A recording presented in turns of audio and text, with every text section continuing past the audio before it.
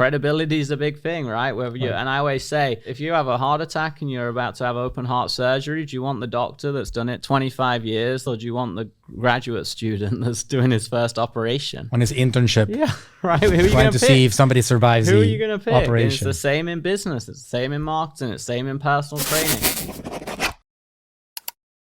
There's a person that want to consult with me. Great. And we built a brand for her, Shopify website, everything super cool, right? So then she is very concerned. She's spending $5 a day, and she hadn't gotten any results. And she was running one ad, single image, and then she's like, I don't know why I'm not getting any results. And she's frustrated. So I'm like, I want to make sure that you understand what it really takes. So I'm running a brand that's doing $7 million a month in the USA. All right. Make a wild guess and tell me how many different ads do you think I'm running? So she's running one, right? And I ask her, guess, and she's like 20. And I'm like, let me show you. 575 different ads. Right? So it's not just one thing, right? It's how would you go about, like right now that obviously there's advertising opportunities. We still want to go heavy with advertising. It's important to promote your brand. Somebody that doesn't have a lot of money, what would you say would be the main focus for them to get some attention for their brand right now? Yeah, I mean, it's two things. I mean, it's firstly, figure out all the foundations are in place. Like we've run ads for 10, 11, 12 years across Facebook, Google. And a lot of the time, if foundations aren't in place, you won't be successful, no matter who runs your ads. Whether I run your ads, you run your ads, whoever runs your ads. So make sure you've got, a good offer, a clear product, the benefits of it. You can sell it well. The landing page and whatever you have, your website's clear. Because if that's not in place, it doesn't matter if you go viral on TikTok or grow a big Instagram or Floyd Mayweather does a shout out for you. If your stuff's crappy, it ain't going to do that well. So that's foundations.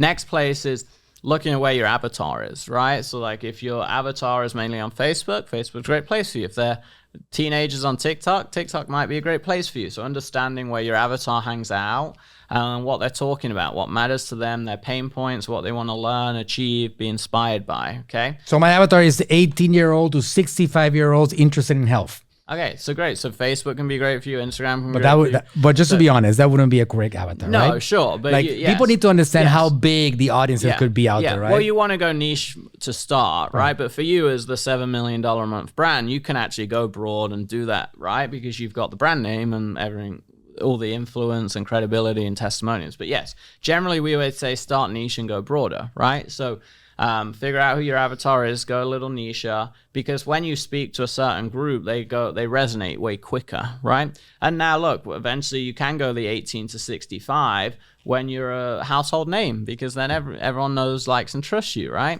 So you go a little niche, and then look, in terms of getting attention and influence and actually launching it, you've kind of figured out your platform, you got your foundations in place.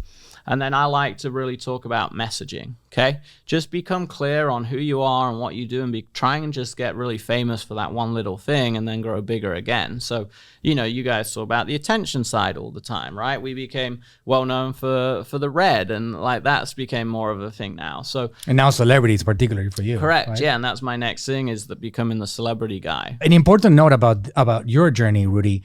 You're not going to get celebrities to pay attention unless you have traveled on that journne yourself. Correct, yeah. Because the celebrities want to work with the best of the best. Yes, so exactly. Because you become a really good marketer and you have all this evidence, you've taught people how to spend $1 million a day in advertising, right?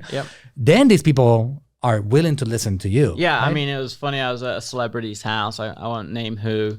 And one of his other big business partners were there. And it was like 2 a.m, right? And I was in my outrageous red coat. So this guy walks in, he's like, you can tell, he's like, who the hell's this, who's this idiot, right? At this hat. And then the celebrity goes, no, he's cool, right? And then one of the other agents goes, this is who he is. And, and then the business guy starts asking me about ads and social media and how he could, and I said, I've spent up to $300,000 a day. And then the guy's like attitude totally changes, right? And it's always one of those funny things, the perception. But yeah, like credibility is a big thing, right? Whether you, and I always say, if you have a heart attack and you're about to have open heart surgery, do you want the doctor that's done it 25 years, or do you want the graduate student that's doing his first operation on his internship? Yeah, right. Who are you trying to see if somebody survives Who are you going to pick? Operation. And it's the same in business. It's the same in marketing. It's the same in personal training.